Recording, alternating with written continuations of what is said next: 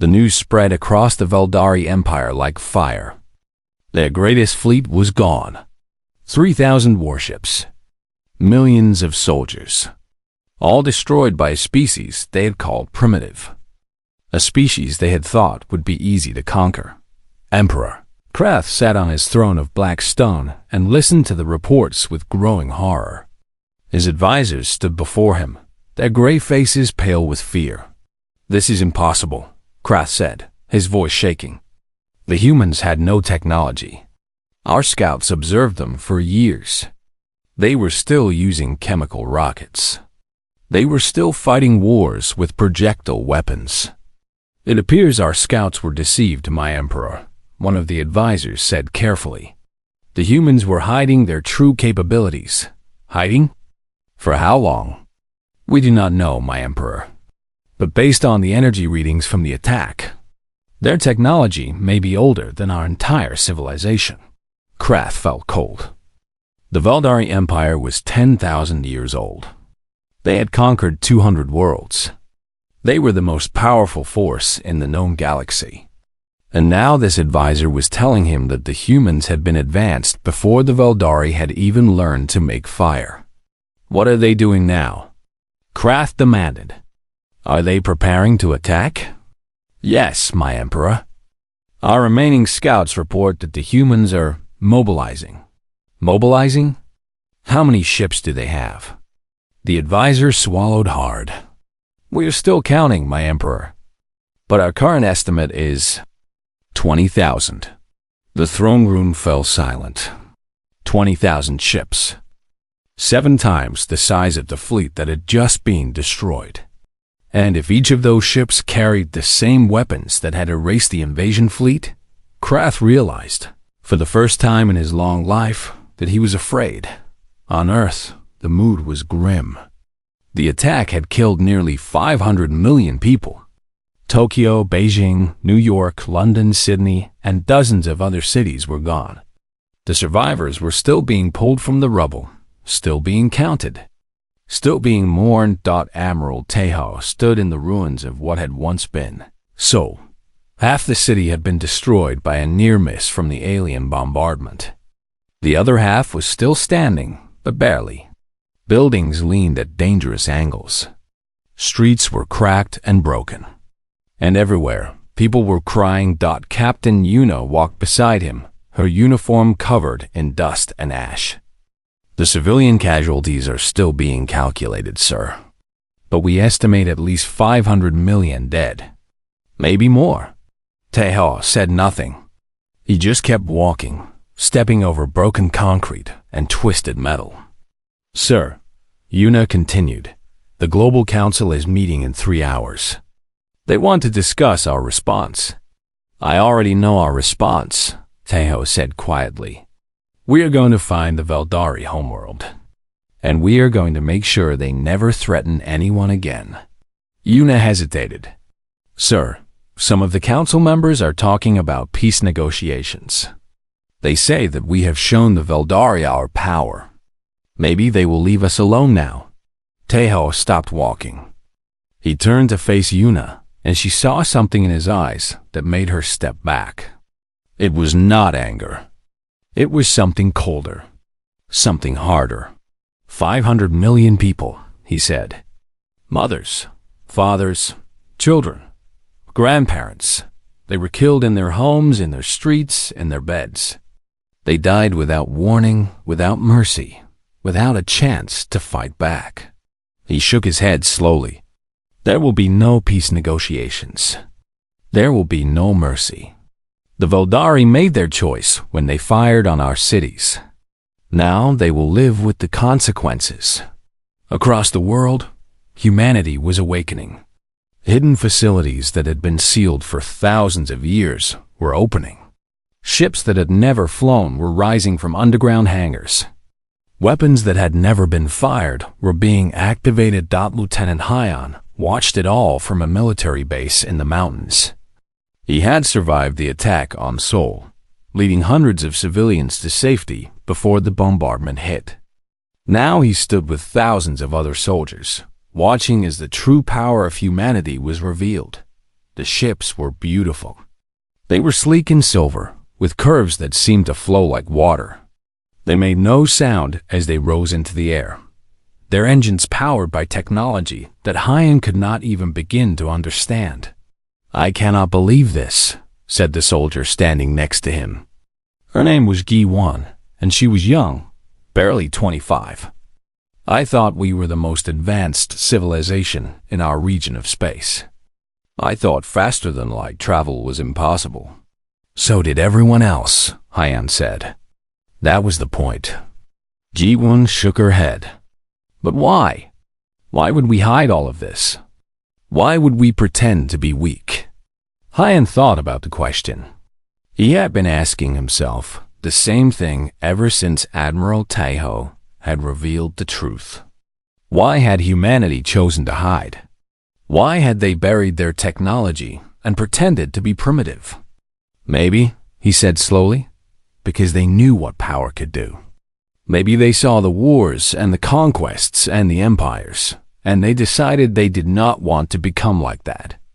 Maybe they thought that if they hid long enough, they could stay peaceful, but we could not stay hidden forever. No, we could not." In the Global Defense Center, the council was meeting. Leaders from every nation sat around a massive round table, their faces grim and tired. They had all lost people in the attack. They had all seen their cities burn. Admiral Taeho stood before them, presenting the military situation. The Voldari Empire spans 47 star systems. They have a total of approximately 15,000 warships now that we have destroyed their main fleet. Their homeworld is in the Krath system, approximately 300 light-years from Earth. "How long would it take us to reach them?" asked the president of the European Federation. "With our ships, approximately 2 hours." The room fell silent. 2 hours to travel 300 light-years. The leaders looked at each other in disbelief. "Our fastest theoretical ships would take centuries to make that journey," the Chinese premier said. "How is this possible?" "Our ancestors discovered a way to fold space," Taeho explained. "They called it the bridge. It allows our ships to move instantly from one point to another. We have been using it for thousands of years. And no one knew about this? No one outside the military command. The secret has been passed down for generations, from one leader to the next.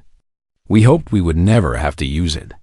The Korean president, a woman named Subin, leaned forward. "Admiral, what is your recommendation?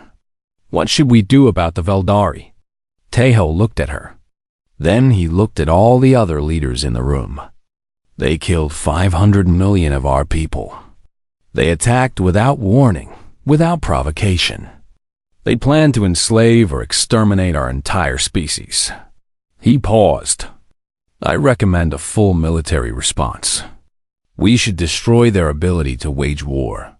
Every military base, every weapons factory, every warship. We should leave them with nothing." "And the civilian population?" asked the president of India. "We are not monsters," Taeho said. "We will not target civilians. We will not destroy their cities or kill their families. But we will make it absolutely clear that attacking humanity was the greatest mistake the Veldari ever made." The debate lasted for hours. Some leaders wanted peace. They said that humanity had shown its strength, and now the Veldari would know better than to attack again. Others wanted total destruction. They said that the Veldari were too dangerous to leave alive, that they would always be a threat. In the end, they voted. The decision was not unanimous, but it was clear. Humanity would go to war. In the mountains of Japan, a young woman named Hana was preparing for the most important mission of her life. She was not a soldier. She was a diplomat, and she had been chosen to deliver a message to the galaxy.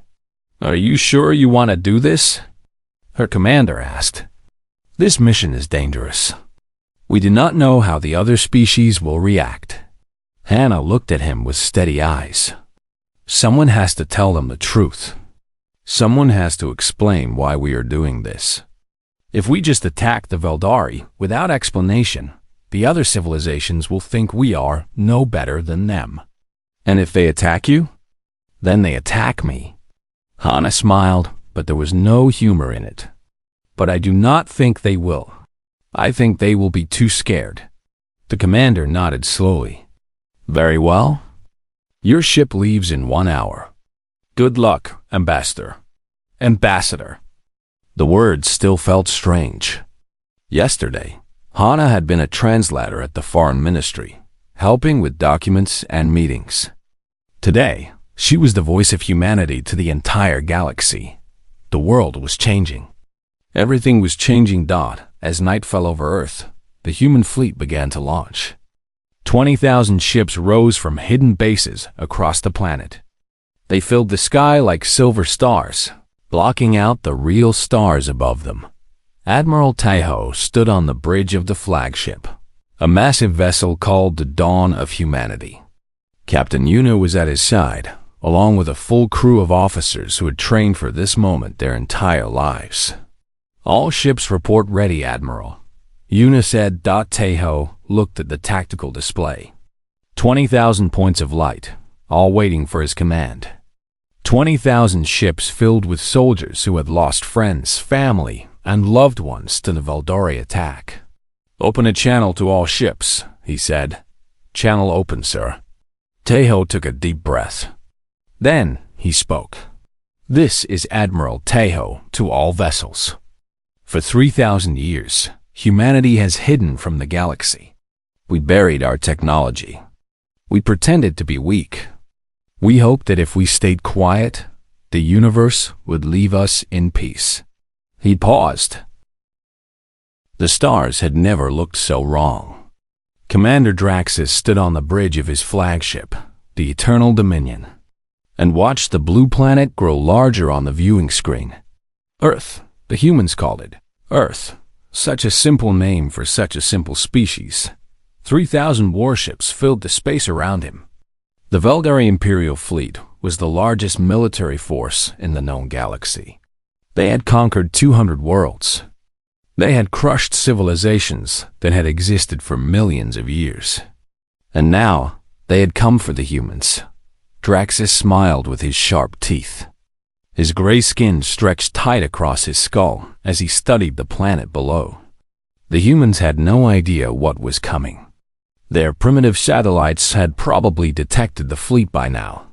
But what could they do? Their technology was laughable. Their weapons were toys. This conquest would take less than a single rotation of their small world. Commander, his second officer said, we are receiving transmissions from the planet's surface.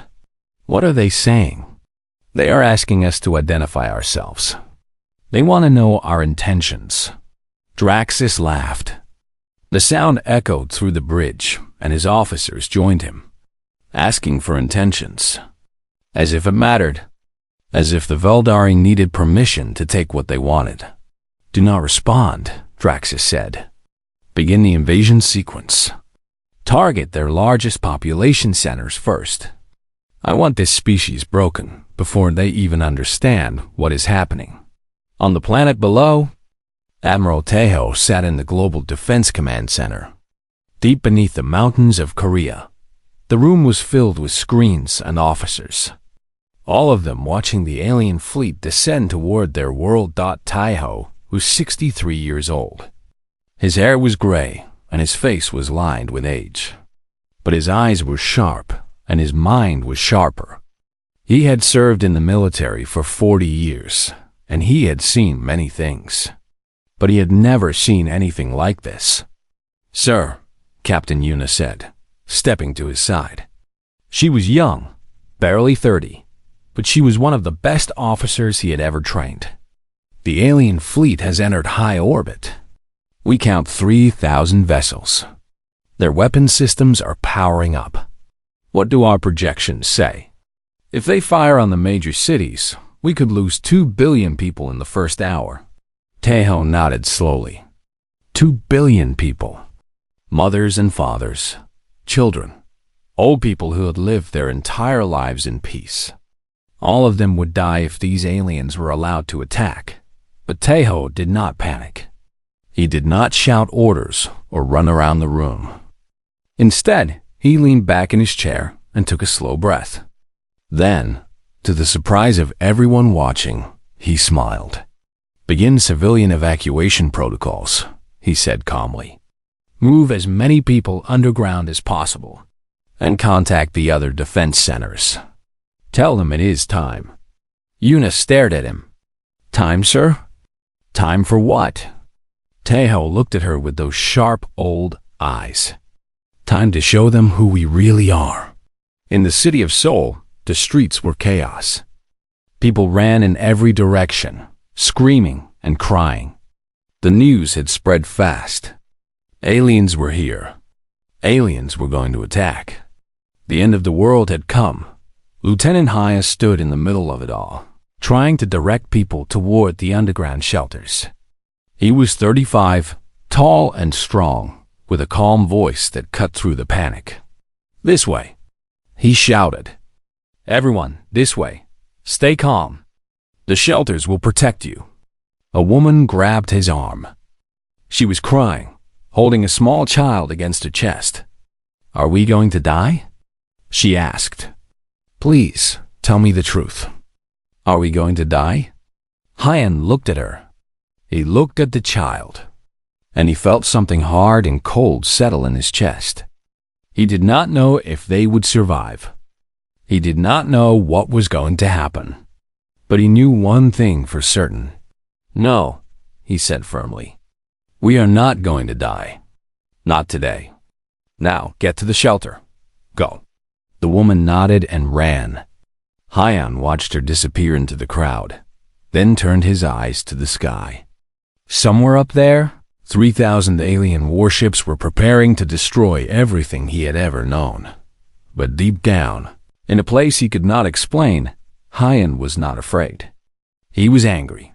Back in orbit, Commander Draxus gave the order. Fire. The Veldari fleet unleashed its weapons. Beams of purple energy shot down toward the planet, each one powerful enough to destroy a small moon. They struck the surface with devastating force. Tokyo was hit first. The beams sliced through the center of the city, vaporizing buildings and people in an instant. A crater a mile wide appeared where millions of people had lived just moments before. Then Beijing. Then New York. Then London. Then Sydney. City after city was destroyed. Millions of people died in seconds. The screams were silenced before they could even begin. Draxus watched it all with satisfaction. "Beautiful," he said. "Simply beautiful. Continue the bombardment. I want every major city reduced to ash." But even as he spoke, something strange happened. On his tactical display, a small warning light began to blink. Then another. Then a dozen more. "Commander," his sensor officer said, his voice uncertain, "I am detecting energy signatures on the planet's surface." "Many energy signatures. What kind of signatures?" I do not know, sir." "They are unlike anything in our database. And they are growing stronger." Draxus frowned. He turned back to the viewing screen and looked at the planet below. For a long moment, he saw nothing unusual. Just the smoke and fire of burning cities. Then he saw it all across the planet. Lights were appearing. Not the lights of fires or explosions, but something else. Something that glowed with a soft, golden color. The lights were spreading, connecting to each other, forming patterns that stretched across continents. "What is that?" Draxus demanded. "What are the humans doing?" No one could answer him. In the defense center, Admiral Taeho stood before the main screen, watching the destruction unfold. Tears ran down his old face. Millions of his people were dying. Millions more would follow if he did not act.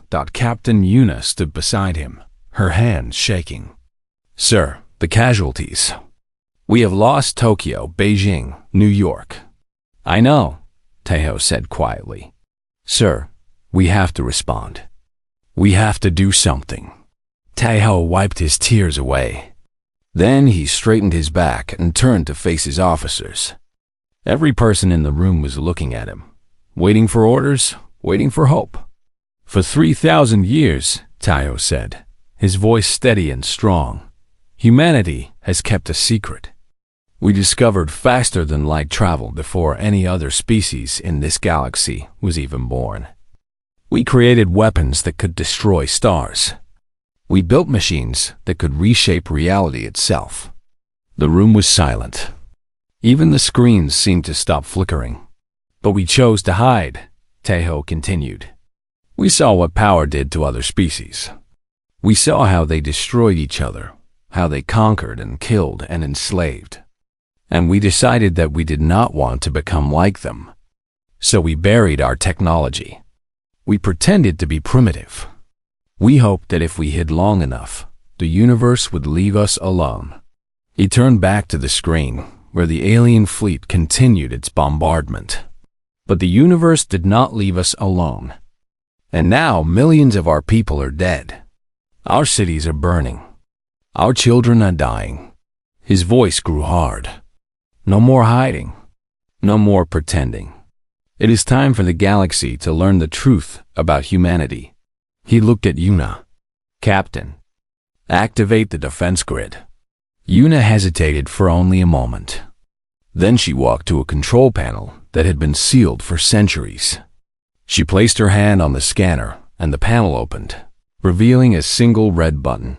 She pressed a dot all around the world. The golden lights grew brighter. Hidden installations that had been buried for thousands of years came to life. Machines that had not been used since before human history began to power up dot and in orbit. Commander Draxus watched in horror as the planet below began to glow like a small sun. Commander, his sensor officer shouted. The energy readings are off the scale. I have never seen anything like this. Impossible, Draxus whispered. They are primitives. They cannot. But even as he spoke, he knew he was wrong. The humans were not primitives. They had never been primitives. They had been hiding dot, and now they were angry. A beam of golden light shot up from the planet's surface. It moved faster than anything Draxus had ever seen, faster than his sensors could track. It struck the warship next to the Eternal Dominion, and the vessel simply ceased to exist. No explosion, no debris. It was just gone. Then another beam, and another, and another. The Veldari fleet began to disappear. Ship after ship was erased from existence. Their crews given no time to scream, no time to pray, no time to understand what was happening. Draxus stood frozen on his bridge, watching his empire's greatest fleet being destroyed in moments. 3,000 warships, millions of soldiers, all of it gone. Retreat, he finally screamed. All ships, retreat. Jump to faster than light? Now, but it was too late. The golden light found the Eternal Dominion. Draxus had just enough time to see it coming before everything went white, and then there was nothing. On the planet below, Admiral Taeho watched the last alien ship disappear from his screen. The attack had lasted less than 3 minutes. The entire Veldari fleet was gone, but there was no celebration. No cheering, just silence, because the humans knew that this was only the beginning. The Veldari had come from somewhere. They had an empire. They had more ships, more soldiers, more weapons. And now they knew about Earth. Tae-Ho turned to his officers. His face was hard, his eyes cold. Contact all defense centers worldwide. Tell them to begin full military activation and prepare the fleet. Yuna looked at him with That hope is dead now. The Veldari killed it when they killed our people. They showed us that hiding does not work. The galaxy watched in stunned silence as the human fleet appeared across Veldari space. No one had ever seen anything like it. Ships that moved faster than light without any visible engines. weapons that erased matter from existence without leaving debris. A military force that struck with perfect coordination across 47 star systems simultaneously. The other civilizations had always thought the Vuldari were the most powerful empire in the galaxy. They had conquered hundreds of worlds. They had crushed every enemy they had ever faced. They were feared by everyone. But now, in a matter of hours, the Vuldari were being destroyed. Not by another empire. Not by a coalition of species. By a single planet. A planet that everyone had thought was primitive and weak. On the forest world of Kellen, the Telari watched the news feeds with wide, frightened eyes. The Telari watched the news feeds with wide, frightened eyes. They were a peaceful species, small and covered in soft fur. They had been conquered by the Vuldari centuries ago, and had lived under their rule ever since. Elder Myra sat in the center of her village, surrounded by her people. They all watched the holographic display that showed human ships destroying a Vuldari military base. What are they? One of the young ones asked. Where did they come from? Earth, Myra said quietly. They come from a planet called Earth. We thought they were primitive. We thought they were like us, only younger. She shook her head slowly. We were wrong. Are they going to hurt us? Myra did not know how to answer.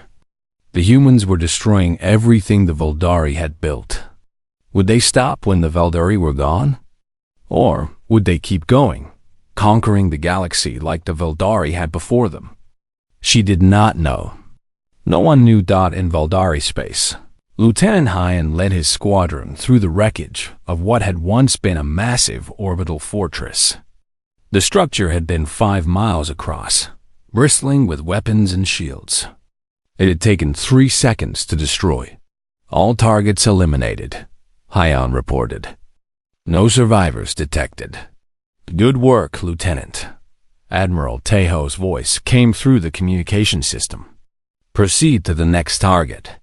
Hyan acknowledged the order and led his ships toward the next military installation. As he flew, he looked at the destruction around him. Debris from Vuldari ships floated in every direction. Some pieces were still glowing from the heat of the weapons that had destroyed them. He felt nothing. No satisfaction. No regret.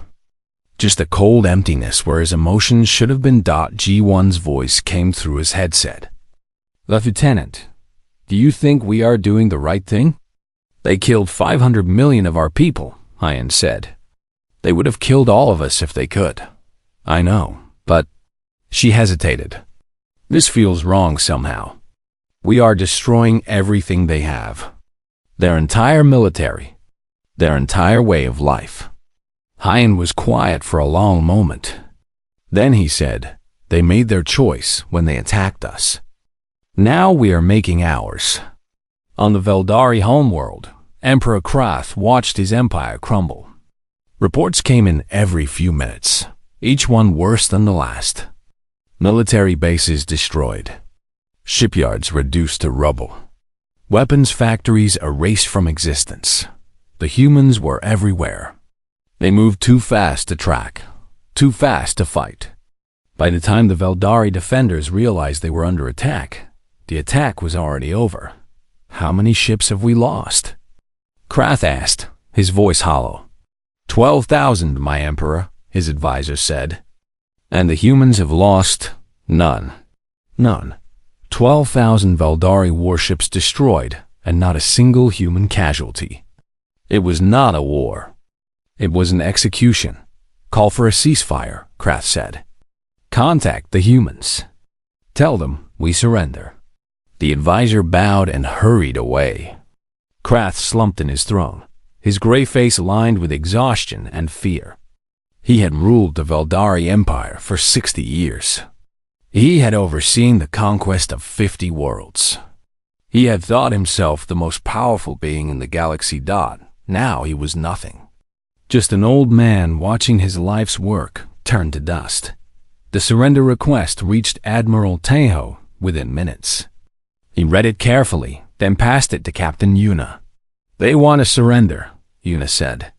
Should we accept? Tejo was silent for a long moment. Around him, the bridge crew waited for his response. They had all lost people in the attack on Earth. They all wanted revenge. But Tejo was not thinking about revenge. He was thinking about the future. About what kind of species humanity would become. Accept the ceasefire, he finally said. Order all ships to hold position. But tell the Veldari that their surrender is conditional. They must disarm completely. They must release all conquered peoples. And they must face justice for what they did to Earth. And if they refuse, they will not refuse. Tejo looked at the tactical display, at the scattered remains of the Veldari fleet. They have nothing left to bargain with. While the ceasefire was being negotiated, Ambassador Hana was traveling to the neutral zone, a region of space where many different species gathered to trade and communicate. She was alone except for a small crew, traveling in a single silver ship. She was nervous. She had never met an alien before today. She had never spoken to anyone who was not human. And now she was about to address representatives from dozens of civilizations, all of whom had just watched humanity destroy the most powerful empire in the galaxy. Her ship arrived at the station, a massive structure that floated in the darkness between stars. Ships of every size and shape surrounded it, all of them keeping their distance from the human vessel.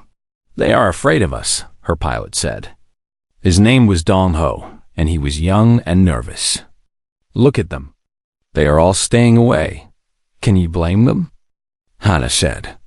They just watched us destroy the Veldari in a matter of hours. They have no idea what we will do next. What will we do next? Hana looked at him. That is what I am here to tell them. The meeting hall was enormous. Representatives from 37 different species sat in curved rows, all of them staring at Hana as she walked to the center of the room. Some were tall and thin, with multiple arms. Some were short and round, covered in scales or fur. Some were so strange that Hana could not tell where their heads ended and their bodies began. But they all had one thing in common. They were all afraid. Hana stood in the center of the hall and took a deep breath. Then she began to speak. My name is Hana. I am the ambassador of humanity. I have come here to explain what has happened and to answer your questions. The hall was silent. No one moved. For thousands of years, Hana continued, humanity has hidden from the galaxy. We discovered faster than light travel before most of your species even existed. We developed weapons that could destroy stars. We built ships that could cross the galaxy in hours. Whispers spread through the hall. The aliens looked at each other with shock and disbelief. But we chose to hide, Hana said. We saw the wars and the conquests that plagued the galaxy. We saw species destroy each other for power and territory. And we decided that we did not want to be part of it. We hoped that if we stayed hidden, we could remain peaceful. She paused. The Veldari destroyed that hope. They came to our world without warning and killed 500 million of our people. They planned to enslave or exterminate our entire species. They gave us no choice but to fight back. A tall, thin alien stood up. Its translator device gave its voice a mechanical sound. Why should we believe you? You claim you want peace, but you have just destroyed the largest empire in the galaxy. What is to stop you from destroying us as well? Hana looked at the alien. Nothing, she said honestly. There is nothing to stop us. We have the power to conquer every world in the galaxy. We could rule everything. The hall fell silent again. The aliens stared at her with fear in their eyes. But we do not want to rule, Hana continued. We did not want this war. We did not want to reveal ourselves. We only wanted to live in peace on our small blue planet, far from the conflicts of the galaxy. She spread her hands. The Veldari Empire is finished. Their military is destroyed. Their conquered peoples will be freed. But we are not going to replace them. We are not going to become a new empire. When this is over, we are going to return home. And we are going to hope that this time, the galaxy will leave us alone. A small furry alien stood up. It was a Talari, one of the species the Veldari had conquered. How do we know you are telling the truth? How do we know you will not change your mind? Hannah smiled sadly. You do not know. You will have to trust us. Just as we will have to trust that no other species will make the same mistake the Veldari made. She looked around the hall, meeting the eyes of every representative. Humanity does not want enemies.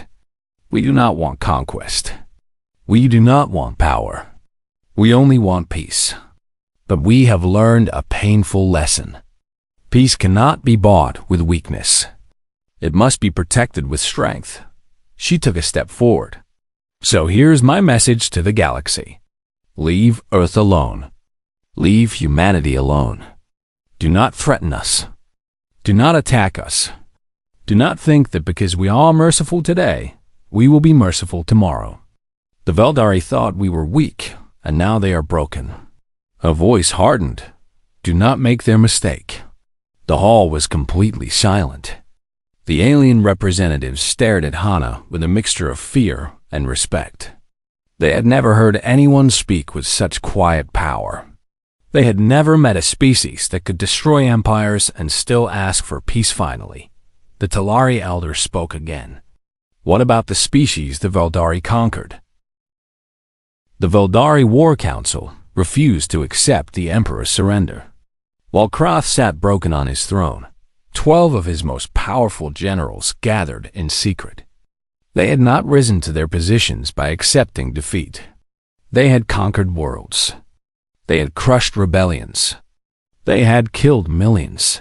They would not bow to a species they had called primitive just days before. General Vorn, the oldest and most ruthless of them all, stood at the head of the table. His gray face was hard, his eyes filled with hatred. The Emperor is weak, he said. He surrendered without consulting us. He gave away everything our ancestors built. I will not accept it. But the humans destroyed our fleet, another general said. They destroyed our military bases. What can we do against them?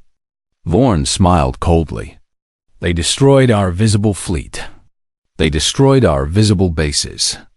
But we have hidden things, old things that even the Emperor does not know about. Weapons from the early days of our empire, sealed away because they were too dangerous to use. The other generals leaned forward with interest. What kind of weapons? One asked. Planet killers, Vorn said. Devices that can crack a world in half. We built them 1,000 years ago, when we were still afraid of threats from beyond the galaxy. We sealed them away when we realized how dangerous they were. But now, he spread his hands. Now we have no choice. You want to destroy Earth? I want to destroy everything, Vorn said.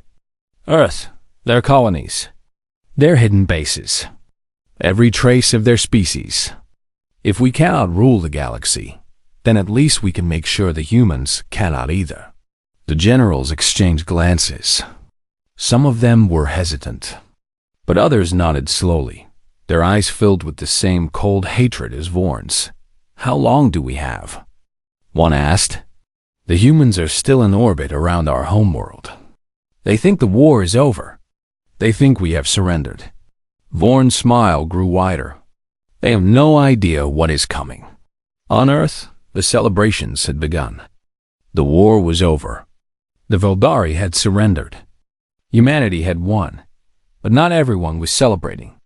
In the underground command center, a young analyst named Yoonji was staring at her screens with growing concern.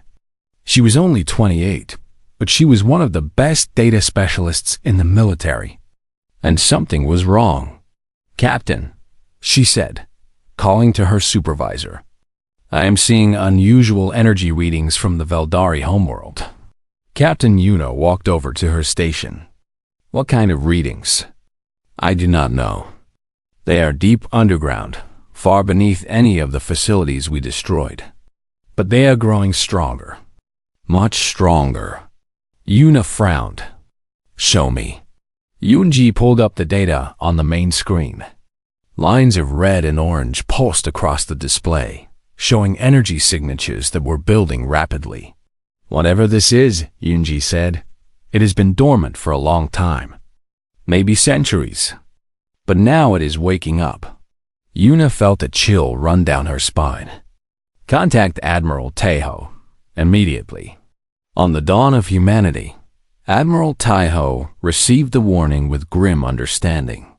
He had feared something like this. The Veldari had surrendered too easily. They had given up too quickly. It did not match what he knew about their culture. What are we looking at? He asked. Unknown, sir, the tactical officer said. But the energy signatures are massive. If this is a weapon, it could be catastrophic. Can we locate the source? We are trying, sir. It appears to be coming from deep beneath the planet's surface. Much deeper than any of our scans reached during the initial assault. Taiho made a decision. Send a team. I want soldiers on the ground finding out what this is. And prepare the fleet for possible combat. The Veldari may have one last surprise for us. Lieutenant Hyan led the ground team. 50 soldiers in advanced combat armor, carrying weapons that could level mountains. They dropped from orbit in assault pods, streaking through the atmosphere like falling stars. They landed near the source of the energy readings, in a barren region far from any city. The ground here was cracked and dead, as if something had poisoned it long ago. Spread out, Hyan ordered. Find the entrance. G1 was the one who found it. A massive metal door, half buried in the earth, covered in symbols that none of them recognized. Lieutenant, she called. Over here. I think this is it. Hyan looked at the door. It was ancient, maybe 1,000 years old. Whatever was behind, it had been sealed away for a very long time. Open it, he said. The soldiers used their cutting tools to slice through the metal. It took longer than expected. The door was thick, built to withstand almost anything. But eventually, it fell away, revealing a dark tunnel that led deep into the earth. Follow me, Hyan said. Stay alert. They descended into the darkness. Their lights cut through the shadows, revealing walls covered in strange machinery. Everything was covered in dust and cobwebs. No one had been here in centuries, but the deeper they went, the stronger the energy readings became. Finally, they reached the bottom. And what they found made Hyan's blood run cold. It was a weapon. A massive device that filled a chamber the size of a stadium. It pulsed with dark energy, humming with power that made the air vibrate. And standing before it, surrounded by Veldari soldiers, was General Vorn. Ah, Vorn said, turning to face them. The humans. I was wondering when you would arrive. Step away from the weapon, Hyan said, raising his rifle. Vorn laughed. Do you know what this is, human? This is a planet killer. A device that can crack a world like an egg. We built it 1,000 years ago, when we were still afraid of threats from the stars. He gestured at the machine behind him. We sealed it away because we thought we would never need it. But now we do. You lost the war, Hyan said. Your emperor surrendered. It is over. It is never over, Vorn snarled. Not while one Veldari still breathes. We may have lost, but we will not be forgotten. And neither will you. He smiled coldly. This weapon is already charged. It is aimed at Earth. In a few minutes, it will fire, and your precious homeworld will be reduced to rubble. Hyan felt his heart stop. Earth, his home, his family, his friends, everything he had ever known. And there is nothing you can do to stop it, Vorn continued. The weapon is shielded. Your guns cannot harm it. Your ships cannot destroy it in time. You are too late, human. You were always too late. For a long moment, there was silence. Hyan stared at Vorn, at the weapon behind him, at the soldiers surrounding them. His mind raced, trying to find a solution, trying to find some way to stop this dot, and then he smiled. Vorn frowned. What are you smiling at? Do you not understand? Your planet is about to die. You are right about one thing, Hyan said.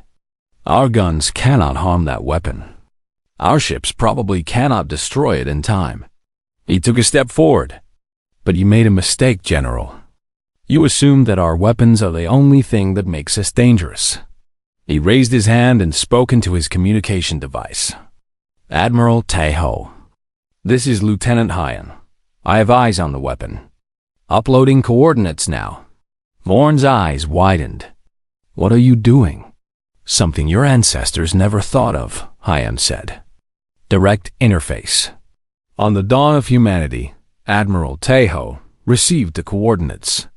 He turned to his tactical officer. Can we hit it? Yes, sir. But the weapon is deep underground. We would have to fire through the planet itself. Do it.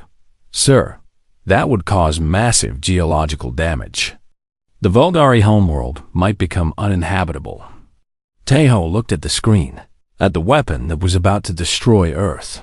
He thought about the 500 million people who had already died. He thought about the billions more who would die if that weapon fired. Do it, he repeated. Now, the dawn of humanity fired. A beam of golden light shot from the ship, punching through the atmosphere, through the crust, through miles of rock and metal. It struck the planet killer with perfect precision. Underground, Hyan saw the ceiling explode. Light filled the chamber, brighter than anything he had ever seen. He threw himself to the ground, covering his head. When he looked up, the weapon was gone. Vorn was gone. The Voldari soldiers were gone. There was just a massive hole in the earth, open to the sky above. Lieutenant Hyan, Admiral Taeho's voice came through his communicator. Report. Hyan stood up slowly. His armor was cracked, his body bruised, but he was alive. Target destroyed, sir. The weapon is gone. And General Vorn? Gone, sir. Along with his soldiers. There was a pause. Then Taeho said, Well done, Lieutenant. Return to orbit. It is time to finish this. On the Voldari homeworld, the people watched as the human fleet began to move. Ships descended from orbit, surrounding every military installation that remained. Soldiers in silver armor appeared in the streets, searching for any remaining resistance. But there was no resistance. The generals who had followed Vorn were dead or captured. The soldiers who had supported them had surrendered. The war was truly over now. Emperor Krath was brought before Admiral Taeho in chains. He looked old and broken, nothing like the proud ruler he had been just days before. You tried to destroy our planet, Taeho said, even after you surrendered. It was not me, Krath said weakly. It was Vorn. I did not know about the weapon. I did not know about the plan. I believe you, Taeho said. But it does not matter. Your species attacked us. Your species tried to exterminate us. Twice. There must be consequences. Krath closed his eyes. What will you do to us? Taeho was silent for a long moment. Then he said, We could destroy you. We have the power. We have the justification. No one in the galaxy would blame us. Krath waited for the death sentence. But we will not, Taeho continued. We are better than that. We are bet 1 year had passed since the Voldari War. Earth was healing. The destroyed cities were being rebuilt. The dead were being mourned. And humanity was learning to live with its new place in the galaxy. Admiral Taeho stood on a hillside overlooking Seoul. The city was different now. New buildings rose where the old ones had fallen.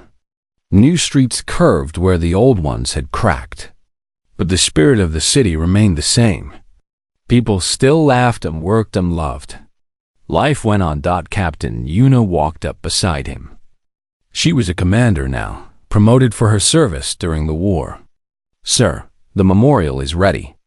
The ceremony will begin in 1 hour. Tejo nodded. Today was the anniversary of the Veldari attack. The day 500 million people had died. The day everything had changed. How are the people? He asked. They are healing, Yuna said. Slowly, but they are healing. And the soldiers? The same. Many of them are struggling with what they did, what they saw. She paused. What we all did.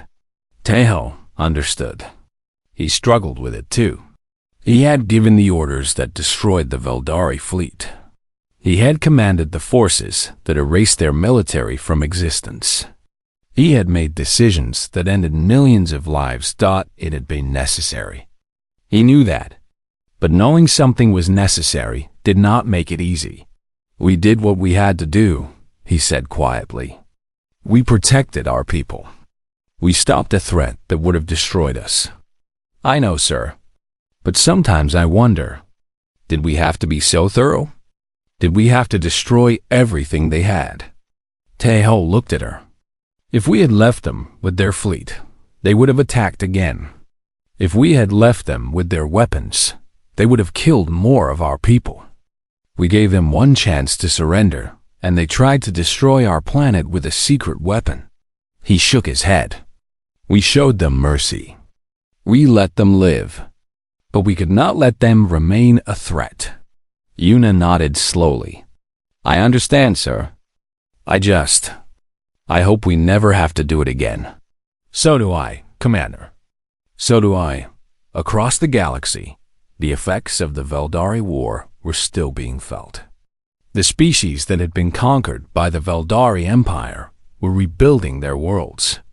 The Talari had returned to their forest planet. The Kelvani had reclaimed their ocean world. Dozens of other species had regained their freedom after centuries of oppression. And all of them remembered who had freed them. All of them remembered the humans. Ambassador Hana had spent the past year traveling the galaxy, meeting with leaders and representatives from countless civilizations.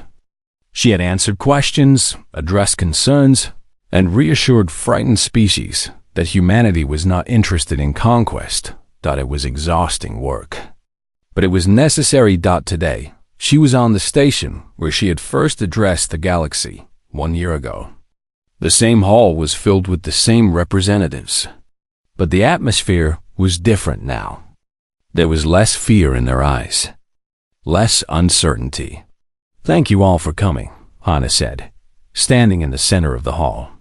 1 year ago, I stood in this place and told you the truth about humanity. I told you that we wanted peace. I told you that we would not become a new empire. I told you that we would return home and hope to be left alone. She paused. I am here today to tell you that we kept our promise. The human fleet has returned to Earth. Our military has stood down. We have not claimed any territory, not taken any resources, not interfered in the affairs of any species. The representatives nodded. They had watched the humans carefully over the past year, looking for signs of expansion or aggression. They had found none. But I am also here to deliver a final message, Hana continued. A warning that I hope will never need to be repeated. The hall fell silent. The Veldari thought we were weak. They attacked us without provocation, killed millions of our people, and planned to enslave our entire species. They learned too late that they were wrong. Hana's voice grew harder. We showed them mercy. We could have destroyed them completely, but we chose to let them live. That was our choice. Our gift. She looked around the hall, meeting the eyes of every representative. Do not mistake that mercy for weakness. Do not think that because we showed restraint once, we will show restraint again. The Veldari made their mistake. They paid the price. Anyone who follows their path will pay the same price. The representatives shifted uncomfortably. The memory of the Veldari fleet disappearing in moments was still fresh in their minds. Humanity wants peace, Hana said, her voice softening. We want to live quietly on our little blue planet, far from the conflicts of the galaxy. We want to raise our children, build our homes, and dream our dreams. That is all we have ever wanted." She spread her hands. "But we will protect what is ours. We will defend our people. And we will never, ever forget what was done to us." She paused. "Let this be the last warning. Let this be the end of the violence. Let the galaxy finally know peace." She stepped back. "Thank you." The hall erupted in applause. Representatives from dozens of species stood and clapped, their various hands and appendages making a strange but beautiful sound. Some of them were crying. Others were smiling. All of them were relieved. The humans were not going to conquer them. The humans were not going to destroy them. The humans just wanted to be left alone. And for the first time in thousands of years, the galaxy had hope. On Earth, the memorial ceremony was beginning. Millions of people gathered in cities across the planet, watching holographic displays that showed the faces of those who had died. 500 million names scrolled across the screens. Each one a life lost, a family broken, a future destroyed. Lieutenant Hyon stood in the crowd in Seoul, watching the names pass by. He recognized some of them. Friends from school, neighbors from his building, people he had grown up with, laughed with, shared meals with, all gone now. Erased in seconds by an alien fleet that had thought they were conquering a primitive world. G-Wan stood beside him, her eyes wet with tears. "I lost my sister in the attack on Tokyo," she said quietly. She was 22. She was going to be a doctor. Hyon put his arm around her. "I am sorry. Do you think this will ever happen again? Do you think someone else will attack us?" Hyon looked at the sky, at the stars that were just beginning to appear in the darkening evening. Somewhere out there, countless civilizations were watching Earth, wondering about the species that had destroyed the greatest empire in the galaxy. "I do not know," he said honestly. "But if they do, we will be ready. We will always be ready." The ceremony continued as night fell. Candles were lit. Songs were sung. Stories were told about the people who had died. It was a night of mourning, but also a night of remembrance. A night to honor those who had been lost and to celebrate those who had survived. Admiral Taiho gave the final speech. He stood on a stage overlooking a sea of candlelight, his old face illuminated by the flickering flames. "1 year ago," he said, "our world changed forever. We lost millions of our brothers and sisters. We lost cities that had stood for centuries. We lost a peace that we had guarded for 3,000 years. He paused. "But we also found something. We found strength we did not know we had. We found courage we did not know we possessed. We found unity in the face of destruction."